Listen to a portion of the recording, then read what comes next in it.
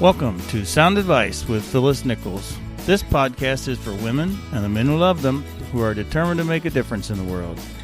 You'll hear from other women who followed their own path to success, who are willing to share what they've learned along the way. Be ready to laugh, learn, and be inspired. Who knows, your story could be next. Your host, Phyllis Nichols, will make sure you see the possibilities in your own life, and even better, give you proven strategies to get you from where you are to where you want to be.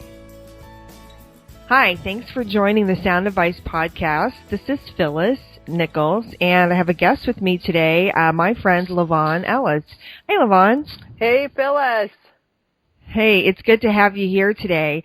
For those of you who don't, for those of you who don't know LaVonne, she is someone that I call a friend, and we've known each other for, a number of years now, although we've never met in person. We have this unique relationship that we've been in, friendship that we've been able to build kind of via Skype and Twitter and Facebook and things like that, which is kind of cool. Yeah, very cool. I forgot we've never met in person because it just seems like a regular friendship to me. I know. Well, one of these days I'm going to get out to California and see you, or wherever you are. So. Yeah, one of the interesting things about LaVonne, she has a great blog that she does called The Complete Flake. Is that right? Did I say that right? Yeah, yep, CompleteFlake.com. Okay, and she is a vandweller. This is something that when I first met her, she wasn't doing that. She was living in the San Diego area, but she really had this burning kind of desire to just be able to live in her van and roam around the country and see interesting people and places and things like that. And after a little while of thinking about it and talking about it, she made it her reality, which is really cool. I'm sorry, my dog is barking. I'm at the dog park right now. That's okay. She sees another dog and goes nuts. It's okay. That's her dog Scout in the background. We're pet people. It's fine. So, hey, LaVonne, why don't you tell people a little bit about why you wanted to do this lifestyle? What was so intriguing about it to you? Okay, well, I had been not well for several years and just kind of confined to my apartment for the most part. And I guess I must have been getting depressed. I mean, it would make sense, right? But I was getting better, and I realized that I was spending all my time in front of the computer and watching nature documentaries on TV and putting beautiful pictures of nature on my wallpaper. And it dawned on me the nature is right outside, why not just go outside? So, I came across some information about other people who are doing this so-called van dwelling life, and lots of good information online about how to do it. And I started reading it all obsessively and decided I wanted to do it too. So it took about a year and a half to get it together to actually move in and buy a van and move into it. And I've been doing it now for a little over 2 years, full time. Wow. Well, yeah. So tell me, when you were researching, and I mean, now that you've been doing it for a while, obviously you've got a little bit of perspective about what you thought it was going to be like, what it's actually like.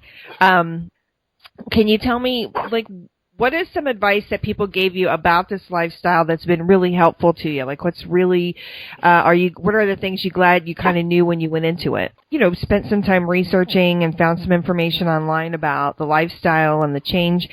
So, now that you've got some perspective and you've been doing it for a while, what are the couple of pieces of advice that were really helpful and instrumental to you in getting started and kind of making this happen for you? A lot of the advice was just practical tips about how to do it, and very specific to this kind of lifestyle. Like the one I'm remembering most was something that's not useful for anybody who isn't living in a vehicle. And it's to find your parking spot for the night if you're in the city, where it's not legal, usually, to sleep in your vehicle at night. Find your parking spot for the night, then go somewhere else for the day, and then at night, you come back to that parking spot and you go right to bed. You don't turn on any lights or anything. You just park, and then there was and then in the morning you leave as quickly as possible. So basically nobody will notice that you're there. And that's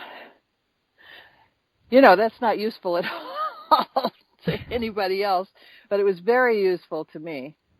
And right, which is good because you obviously, I think, that's in that lifestyle, right?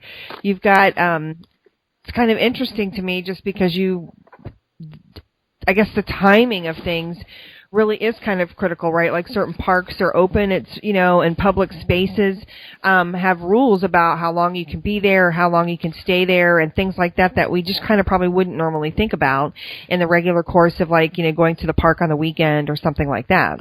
Yeah, and in the last few years, this has become a more and more popular thing for people to do, or another way of putting it is a lot more people are losing their homes and winding up like this. I mean, some of us choose it, but right. More people don't choose it, and they have no choice. And then there is just a lot of anxiety about homeless people in nice neighborhoods and these rundown vehicles that people live in, and so there have been a lot of laws passed in various cities and towns to try to keep it under control. And I can the property values and all that. I can understand both sides of it. Sure. But some of us, I've been more paranoid than probably others, but some of us have felt kind of under siege the last couple of years. It's tightening up even in the national forests where a lot of people go, where I like to go because it's beautiful there and it's it's not so crowded. It's not crowded at all. But a lot of,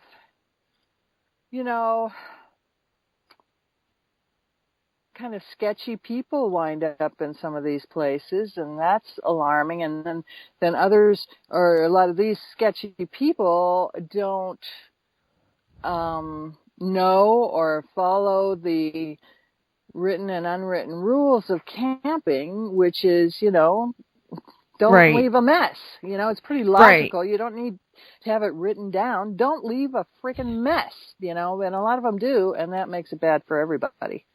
Right.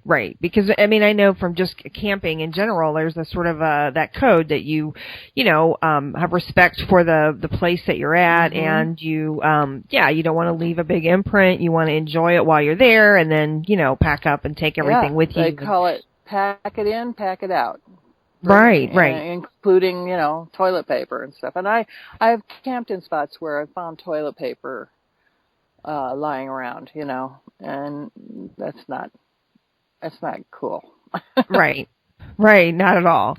Well, and I think a lot of people would find what you've done pretty scary. I mean, I feel like that it took a great amount of courage for you to make this change. I know it was a big change, not just physically, but there were, considerations to be made, like financially. I know you had personal belongings that you had to make arrangements for. Obviously, you have family and other people that care about you that, you had to kind of make arrangements for. So, I mean, if there's somebody who's looking to make, though, a life change, not necessarily maybe van dwelling, but maybe they are, right? Like where would you tell them, to find the strength, or what kind of tip might you give them to say, when there's something you really want to do, but it really feels big and scary and overwhelming? Because I know there were times that you felt that way. Sure. Just because I knew you before you started doing this and that sort of thing, and I know it was something that you really, really wanted to do in a very passionate way. But it wasn't an easy thing to do. No, and I had to really look at my fears close up and examine them one by one. And I remember one thing I did, which, you can translate to anything, and that was to try it out. Not make a big commitment right off the bat, but to actually try it. So there was and for me personally, it was very important, although I realized it wasn't like a conscious thing, like I need a community, but it was definitely a driving force. I needed a community of people who are also doing this. I don't think I would have done it on my own. And I found a community online, and they have a gathering in Quartzsite, Arizona, every winter called the Rubber Tramp Rendezvous. And so I followed this guy's blog. His name is Bob Wells, and his blog, I'll just say it in case anybody's interested, is cheaprvliving.com. And it's just an encyclopedic website of everything you need to know about this kind of life. And it also has a forum, and all these people get together. And then once or twice a year, they get together and they make friends. And then now, as time has gone on, I've made one particular friend, and we're traveling together now. And it's great, because one of my biggest fears, I didn't realize, was of being alone. And I thought I was the kind of person who liked being alone, and I do like being alone in the company of other people, if that makes sense. I'm an introvert, right. But I like to have my friends and family around me just to know they're there, but leave me alone. Right. Yeah. Right. Yeah. So anyway, so they had a gathering in the summer before I was ready to go. I didn't have a van yet, and they had a gathering in Flagstaff, Arizona, and I was only, a few hours from there in San Diego. So I decided to rent a car and borrow a tent and go, just to see if I really would like this kind of life. And everything that could go wrong did go wrong. But I made lasting friends, and I realized that even with all the things that went wrong and all the things that I didn't like, well, there was mainly one thing I didn't like, which was the bathroom problem, which everybody wonders about. Yeah, I didn't like that at all. But right. I decided even with that, I still really wanted to do this. And that's when I knew, after 4 days out there and coming back, that's when I knew this was what I wanted to do. So I would say definitely try things out before you commit full on to something. And, just to see how you feel about it. And especially if things go wrong, do you still want to do this? Even if it's, you've seen what the real problems can be. I think that was a real key for me. And I fell in love with it. Yeah. Yeah, I think that you're right. That's advice that anybody can kind of use in any situation. Yeah, two things that like you said. Interning at a new career. Yeah. Right. Or taking courses in something, trying something part-time. There's lots of different ways. The other thing that you mentioned that I think is very helpful, and because I've done similar things like this too, is that sense of community, right? Not necessarily that you have to have those people with you. The help, emotional or psychological support of knowing that there are resources and people that you could reach out to if you needed to. Exactly. That's so important. And I'll tell you, of course, it's very specific to my situation, but when my van broke down more than once, there were people around to help me. And the one time there weren't people around to help me, there were people online to help me. I had to raise money to fix my van at one point. I had to go online and ask people for money, which was really hard to do. But, right. My friends were there and they supported me so I could get my van fixed, even though I was far away from anybody I knew in person at the time. So I really think two things. Your friends and family are your life support. And also, on kind of a correlate to that is, I don't know if that's the right word, but related to that is trust is money in the bank. You've got to be honest and have integrity and be trustworthy and help people. And you don't do it on purpose so that people will help you when you need it, but that's the result. Right. So, and I remember, when you need help, you can get it. And that's what community is about, helping each other. Right, absolutely. Well, and LaVonne, I mean, obviously I've been in a situation where I said, I love what you're sharing, and I appreciate you being so candid and so honest, because I think a couple of things in life, anytime we want to try something new or different, and it doesn't have to be as dramatic as your life change, right? But even if it's just looking for a new job or, going back to school and getting your, license to teach or whatever that might be, right? I think that it often feels like a really solitary endeavor, and that you're in it kind of, it's like all on you. And in a lot of cases, a lot of things are, but again, there's that sense of, if you're willing to kind of put yourself out there, there is a sense, there are people who will support you. There are resources really about anything online. There are resources for all kinds of things. If you're willing to sort of just put yourself out and ask and just say, hey, I do need help, or I don't understand this process, or I'm not really sure what that next step looks like. Yeah. Oh, yeah. And people do want to help. They, it's like, I can't think of the specific saying, but it's basically the idea of when you decide you really want to do something or you really want something, and I'm not talking materially, of course, but you have this dream, this goal. If you put it out there to the universe, it really is true. Things kind of coalesce to help you.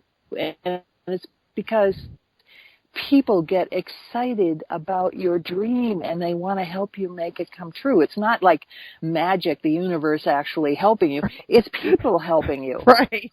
Right. Yeah. It's not like you just wake up and there's like $1,000 in your bank account. But actually, that happened to me once. Oh my gosh.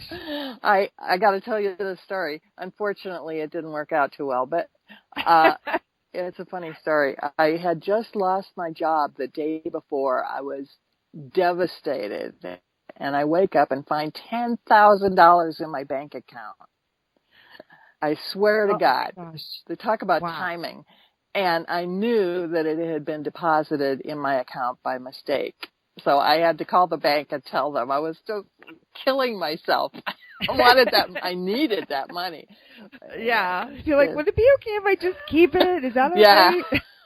So no life lesson there. Just a story. No, but you're right though. I mean, when you're so right. When you have that goal and other people are excited to help you, whether it's opening a door for you or introducing you to someone who can be helpful or help you make a connection, we've all benefited from those sorts of things. And, I think we underplay this sometimes, right? Like this coincidence, or I think sometimes we just don't acknowledge, like, hey, I kind of put this information out there, and the next thing I found some great information that was really helpful to me, and but yeah, it's kind of cool how that happens. Well, to summarize it, I don't want to keep you too much longer, but I did want to ask. Well, it's like when you buy a car. Okay. No, go ahead. Okay, go ahead. I was just going to say, it's like when you get a car and all of a sudden you see the same make and color everywhere that you'd never noticed before. Right. They were there before. You just never noticed them. Right, exactly. And now you're sort of in tune to it. And you're drawing kind of those things to you, right? The things that years before wouldn't have been important to you, and now they are. Yeah. Yeah, which is really cool. I do appreciate you talking with us on the podcast. I do think that your advice is really helpful because one of the biggest hurdles, I think, for anybody, whether you're looking to start a business or you're just looking to make a life change, you're getting out of college and you're looking at getting married, or what direction do you want to go? I mean, there's all these big, I don't know, I feel like in life, we all have these big moments, right? Or they feel really, really big in our head. I think that your advice is really helpful, and just sort of, you mentioned a couple of things. One is just being really honest with yourself about your fears and what you really want to do. Also, again, researching and asking for help, looking for resources and things that'll be helpful to you. And I see you as a person of courage. I know you don't see yourself that way all the time. Well, I feel more courageous now because I did face my fears. I let my fears stop me for many years. And some fears still stop me, but, I keep struggling with them. But, just making the decision not to let my fears get in the way of what I really wanted was really important.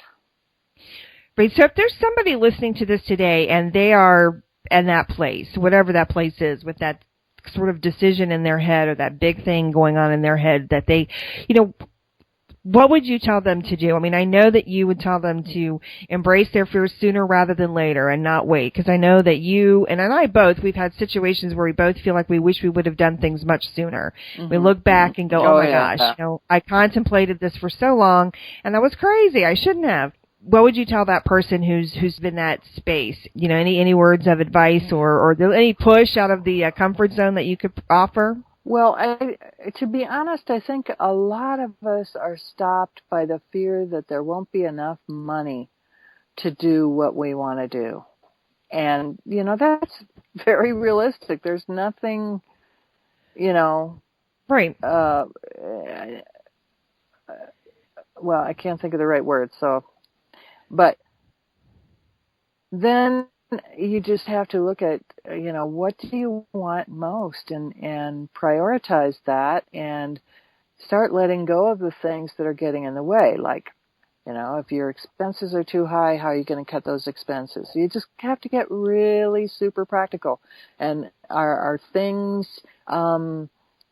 owning you, simplify your life to make that dream come true. Because, in fact, this is the subject of the next book I hate to say working on, because I'm still cogitating it in my brain. I haven't actually started working on it, but I'm thinking a lot about it. And that is how to simplify your life.